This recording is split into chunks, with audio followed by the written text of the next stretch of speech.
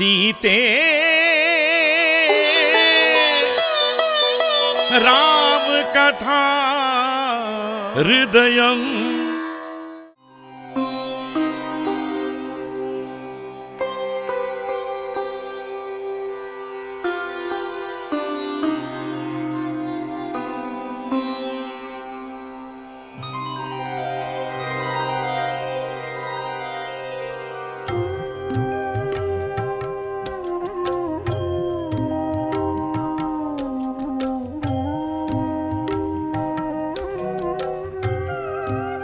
महारानी, इन सारे आभूषणों को आपने अपनी पुत्री के लिए विशेष रूप से रचना करके उनके लिए तैयार करवाए हैं।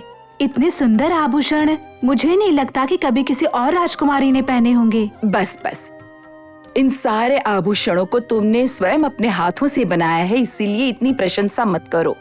मुझे तो ये कोई साधारण आभूषण जैसे ही लग रहे हैं। महारानी, सच में ये विशेष आभूषण है। देखो सखी, मुझे केवल विशेष आभूषण ही नहीं, सुंदर आभूषण भी चाहिए। मेरी पुत्री सद्गुण में जिस तरह से विशेष है, वैसे सौंदर्य में भी विशेष ही है वो। मेरी इच्छा ये है कि जितनी सुंदर वो है, उतने ही सुंदर उसके आभूषण भी होने चाहिए। और अच्छे रचनात्मक आभूषण बनाकर लेकर आओ। इनमें से मुझे कोई नहीं चाहिए। महारानी, ऐसे ही आभूषणों को पिछली बार जब मैं राजकुमारी सीता के लिए लाई थी तब इसकी प्रशंसा की थी, परंतु अब राजकुमारी उर्मिला के लिए आप इसे मना कर रही हैं। आपको आपकी दत्तक पुत्री सीता से अधिक आपकी स्वयं पुत्री उर्मिला से अधिक प्रेम करती है ना आप महारानी? नहीं, ऐसा कुछ भी नहीं। मेरे सारे बच्चों को समान रीति से प्रेम करती हूँ मैं। मेरी अपनी पुत्री हो या दत्तक पुत्री, मैं कोई अंतर नहीं करती। अभी तुमने जो बातें कही हैं, तुम्हें यहाँ रुकने का कोई अधिकार नहीं। चली जाओ। महारानी, बंद करो तुम्हारी ये निरर्थक बातें और साथ में अपने आभूषण भी लेकर चली जाओ।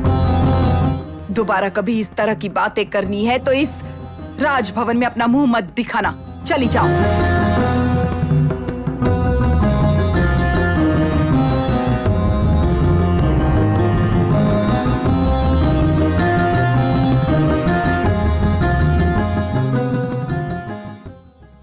हे भगवान, ये कैसी निंदात्मक बातें मैंने सुनी।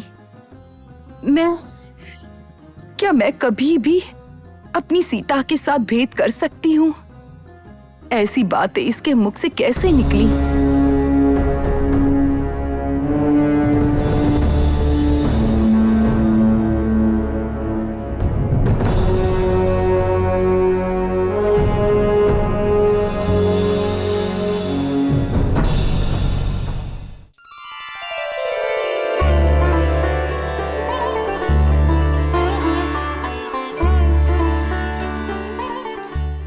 भ्राता, ये कैसा अद्भुत बदलाव है।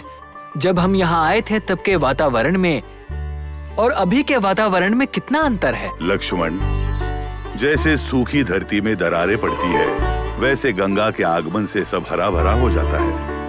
राम के प्रवेश का अर्थ है निर्जीव में भी प्राण आ जाना।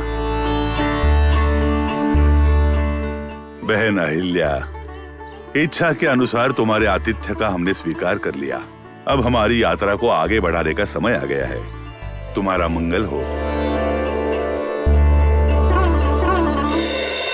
ब्रह्म ऋषि विश्वामित्र को मेरा प्रणाम।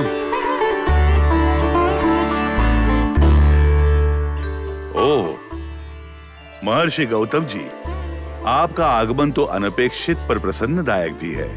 इस आश्रम में आप अकेले नहीं आए हैं, साथ में इन पुरुषोत्तम दशरथ पुत्रों को भी साथ में लाकर इस आश्रम को पवित्र किया है। इसीलिए आप लोगों का सत्कार करना हमारा परम कर्तव्य है और साथ में धर्म भी। इसीलिए हम दौड़े दौड़े चले आए। रामचंद्र, देखा, अहिल्या की इच्छा का मान रखा, इसलिए गौतम जी के भी दर्शन हो गए।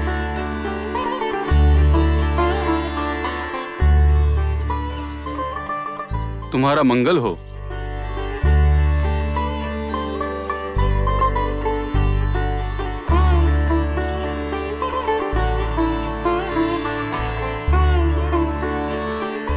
रामचंद्र, लक्ष्मण, आपके आगमन मात्र से ही इस निर्जीव और सूखे पड़े आश्रम में नई चहल पहल आ गई है।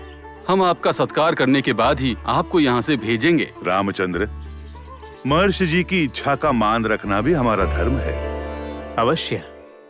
मुनियों के आदेश का पालन करना हमारे लिए यह बहुत ही सौभाग्य की बात है।